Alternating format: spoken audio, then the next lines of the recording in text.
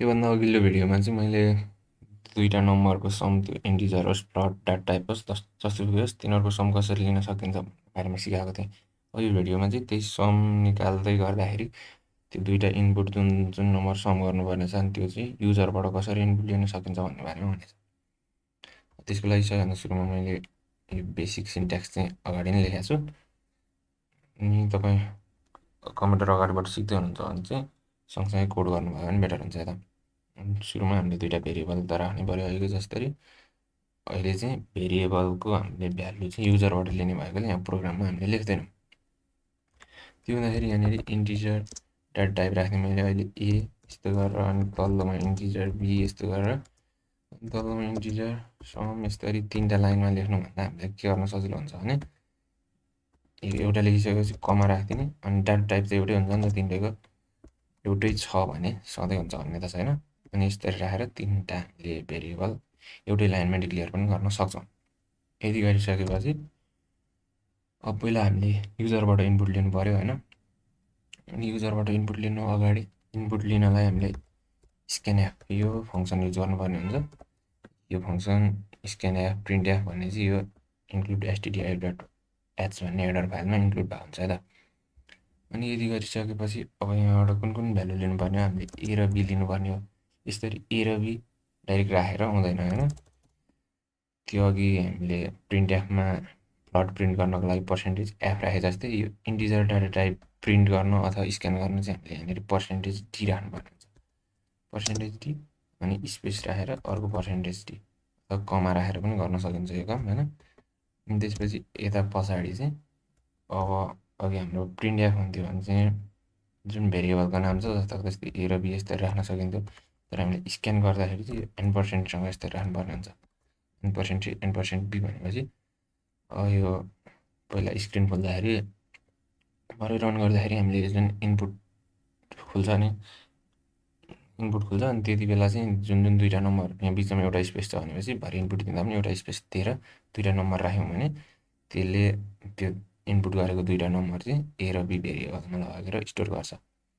खास मैले यसलाई सिकाउनु अगाडि यस्तरी यसलाई छुट्टा छुट्टै लाइनमा सिकाएको भए तपाईँलाई सिक्न सजिलो हुन्थ्यो होला। यस्तो गरेर यो परिभाषा है यस्तो गरेर ए को इनपुट लिने अनि त्यस्तै गरी स्क्यान एफ अर्को पर्सेन्टेज डी राखेर यसको पछाडि % बी राख्नुभयो भने यसरी दुईवटा इनपुट लिन सकिन्छ। अनि मैले अघि गरे जस्तरी यस्तरी स्पेस राखेर एउटै लाइनबाट पनि तपाईँले दुईवटा इनपुट लिन सक्नुहुन्छ। अनि यदि गरिसकेपछि यहाँबाट हाम्रो इनपुट प्राप्त हुन्छ।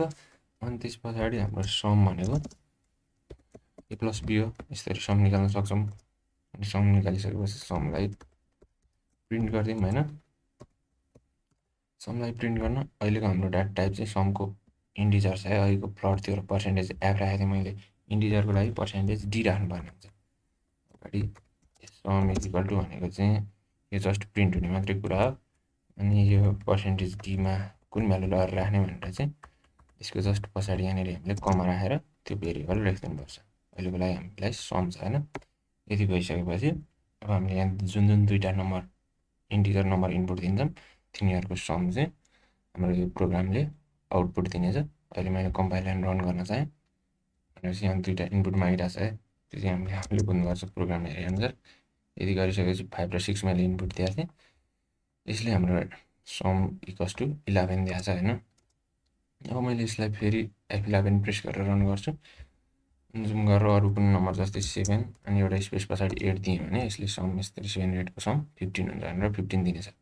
त्योभन्दा अगाडि यहाँनिर माथि चाहिँ हामीले प्रिन्ट एफ लेखेर इन्टर टु नम्बर्स भन्ने एउटा राखिदिउँ भने बेटर होला जस्तो छ यता। प्रिन्ट एफ पछाडि इन्टर टु नम्बर्स यस्तरी राखिदिउँ भने यहाँ ब्राकेट क्लोज गर्नु पऱ्यो सेमिकोलन राखिदिनु पऱ्यो। अनि यो भइसकेपछि युजरले बुझ्न नि सजिलो हुन्छ। मैले कम्पाइल एन्ड रन गरिदिन्छु। इन्टर टु नम्बर्स भनेर माग्छ त्यस्तै गरी 2 र 3 मैले स्पेस सहित दिन्छु। अनि सम इक्वल टु 5 भनेर यसले हामीलाई डिस्प्ले दिने भयो। भनेपछि यस्तरी हामीले कुनै पनि दुईवटा नम्बरहरू इनपुट लिन पनि सक्छौँ होइन। त्यस्तै गरी क्यारेक्टर इनपुट लिनुपऱ्यो भने यहाँ पर्सेन्टेज टीको ठाउँमा पर्सेन्टेज सी राख्नुपर्ने हुन्छ। यी कुराहरू तपाईँले बिस्तारै सिक्दै जानुहुन्छ। आजको यो भिडियोमा मैले यति नै भने। धन्यवाद।